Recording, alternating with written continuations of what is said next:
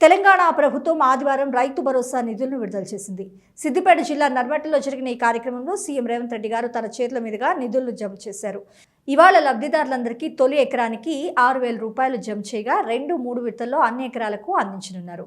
నేడు తొలి ఎకరానికి మాత్రమే డబ్బులు పడగా ఆదివారం బ్యాంకులకు సాధారణ సెలవు కావడంతో నేడు లబ్ధిదారుల బ్యాంకు ఖాతాల్లో జమ కానున్నాయి. ఈ ప్రాంతాన్ని అభివృద్ధి చేసుకుందాం. మా అధికారులకు సూచన చేస్తున్నా, సిద్దిపేటను ఏ మాత్రం వివక్ష వహించకండి, చూడకండి. సిద్దిపేట ప్రాంతానికి అభివృద్ధి నిధులు ఇవ్వండి. మిగతా నియోజకవర్గాలను ఏ విధంగా చూసుకుంటున్నామో సిద్దిపేట పట్ల ఎలాంటి వివక్ష చూపించాల్సిన అవసరం లేదు.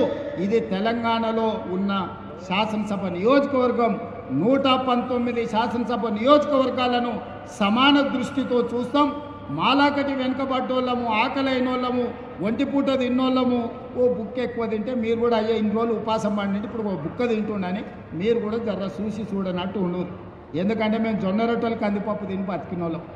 ఇప్పుడే జర తెల్లపువ్వ తిని చికెన్ మటన్ తినే కాడికి వచ్చిన జర ఆకలి ఉంటుంది. కొడంగల్కు నిధులు ఇస్తున్నా అంటే మరి నేను ముఖ్యమంత్రి అయినా అడగరా? ఊరికి పోతే అడగరా?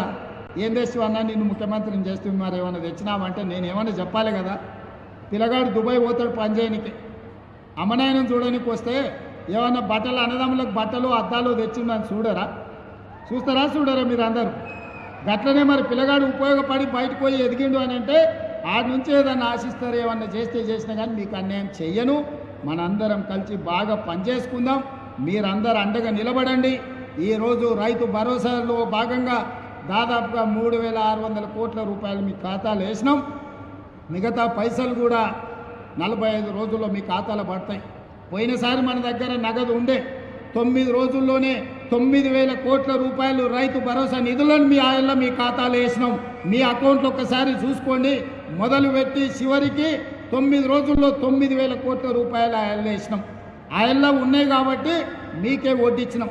ఇవాళ కొంచెం వెనుక ముందుంది కాబట్టి 45 రోజుల్లో 9,000 కోట్ల రూపాయలు రైతుల ఖాతాలో వేసి రైతును రాజును చేసే బాధ్యత నాది, మా ప్రభుత్వంది. మీరు ఆశీర్వదించండి, అండగా నిలబడండి.